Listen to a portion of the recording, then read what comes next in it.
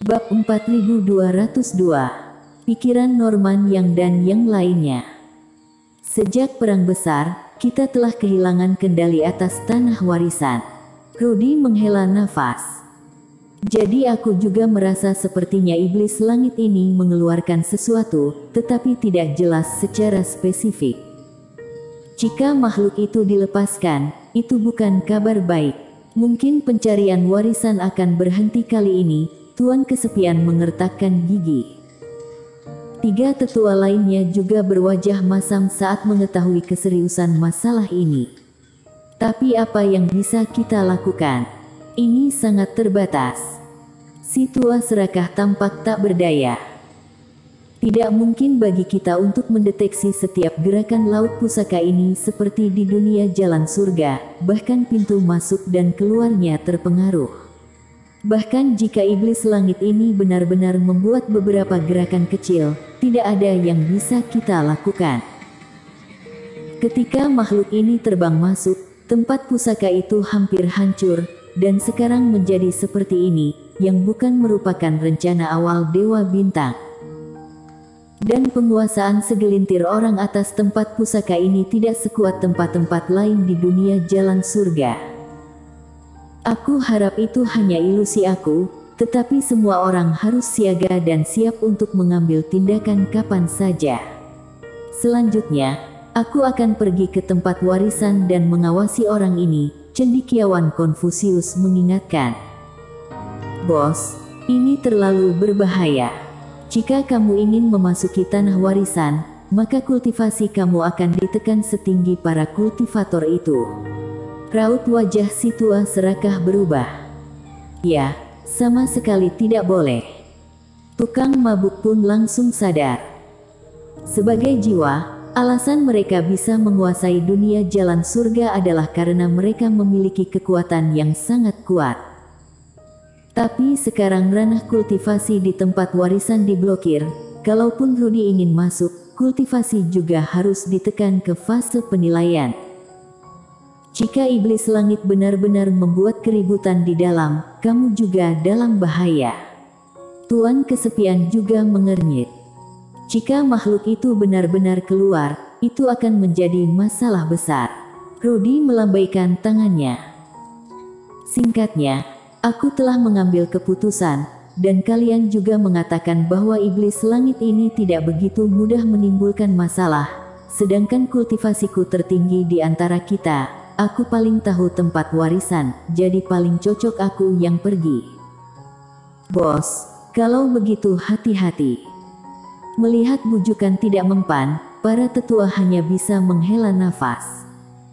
Di Laut Pusaka, Erikin tidak tahu berapa banyak kerisauan yang dia timbulkan karena dia bertemu dengan iblis langit itu. Berkendara di Laut Pusaka dengan cara ini, setengah hari berlalu. Dalam prosesnya, Erikin juga melewati sebuah pulau beraltar, tapi kali ini yang dia hadapi bukanlah segerombolan serangga, melainkan selusin serigala siluman. Masih tidak perlu melakukannya sendiri, Sky Eater Reiki emas bekerja sama dengan angin Reiki Sky Eater, dan dengan cepat melenyapkan kelompok serigala siluman kultivasi 1 penurunan ini di sekitarnya. Erik mendapat 20 poin bintang, sedikit lebih banyak dari pencarian beberapa orang sebelumnya. Dan Erikin juga merasa bahwa kekuatan benda tersegel di altar lebih kuat dari monster sebelumnya.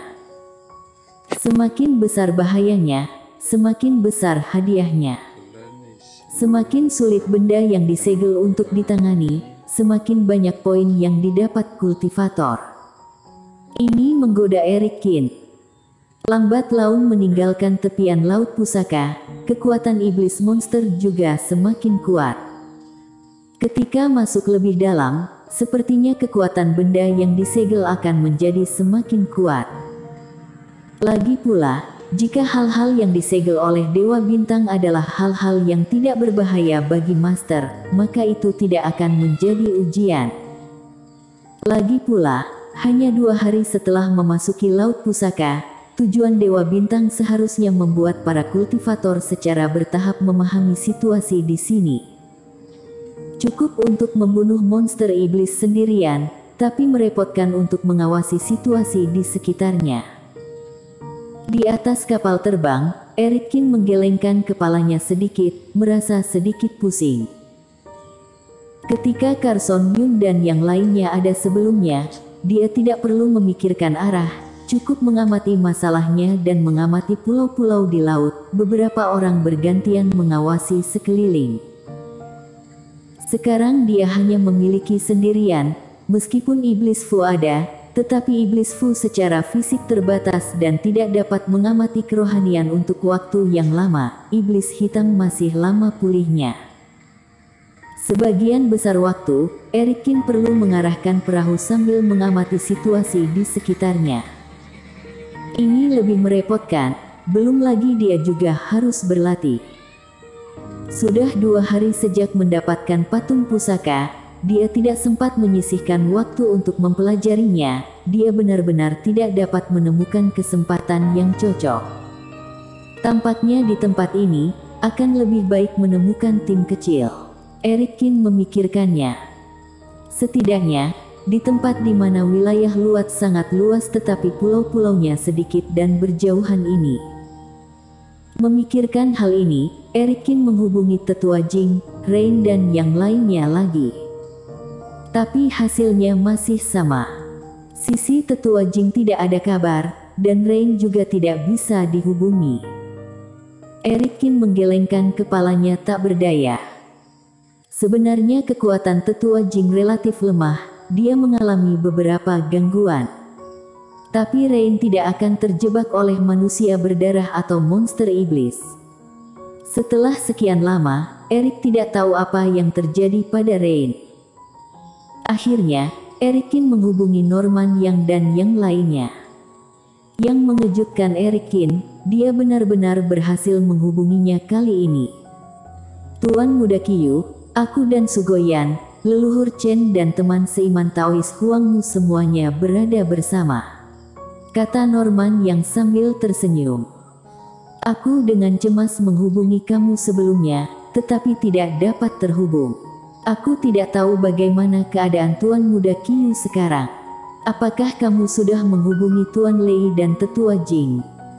Aku sendirian sekarang, kata Erikkin. Begitukah? Bagus sekali, kata Norman Yang. Erikkin mengerutkan kening. Kenapa dia merasa pria ini terlihat sedikit bersemangat ketika tahu bahwa dia sendirian? Hehe, maksudku, laut pusaka ini sangat membingungkan. Baguslah Tuan Muda bisa menghubungiku. Norman yang terbatuk ringan. Setelah itu, keduanya berkomunikasi, dan Erikkin secara tidak sengaja menemukan bahwa Norman Yang dan yang lainnya berada jauh di depan daripada dirinya, dan lebih dekat ke titik bintang. Tampaknya jatuh ke laut tadi malam memperlambat banyak kemajuannya. Tuan Muda Qiu, bagaimana kalau begini saja? Karena kami lebih dekat ke titik bintang, jadi kami tidak pergi menjemput Tuan Muda. Bagaimana kalau Tuan Muda yang datang menemui kami?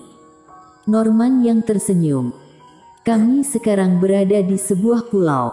Ada sebuah pulau besar 100 mil di sebelah kiri tempat ini. Ada 2 gunung tinggi di atasnya, yang sangat menarik perhatian. Oke, kalian tunggu saja di sana. Erikkin mengangkat alisnya dan mengakhiri transmisi suara. Semuanya, anugerah pemberian Tuhan, pria itu sendirian sekarang. Di sebuah pulau, Norman yang melepaskan slip giok, dan menatap ketiga leluhur keluarga Chen yang duduk bersila di sampingnya dengan tatapan tajam di wajah mereka. Benar-benar Tuhan yang membantu kita. Sepertinya rencana kita bisa terwujud. Ekspresi 3 orang lainnya juga berubah. Mereka berempat beruntung, mereka berkumpul begitu memasuki tempat warisan. Setelah beberapa hari, mereka tidak melakukan apa-apa lagi, hanya mempelajari racun di tubuh mereka. Meskipun mereka tampaknya menyerah pada Erikkin, mereka selalu ingin menyingkirkan kendali Erikkin sepanjang waktu. Namun, mereka segera menemukan bahwa pil racun Erikkin sangat aneh, dengan kemampuan mereka, mereka tidak dapat mengatasinya sama sekali. Jadi mereka berempat sampai pada kesimpulan bahwa jika mereka ingin mengakhiri situasi saat ini, mereka hanya bisa menangkap Eric Kin dan memaksanya menyerahkan penawarnya. Ketua Sekte Yang, mari kita pikirkan lagi, benar-benar ingin menyerang yang bermarga Kyu itu. Lagi pula, apakah orang ini berbohong? Bersambung.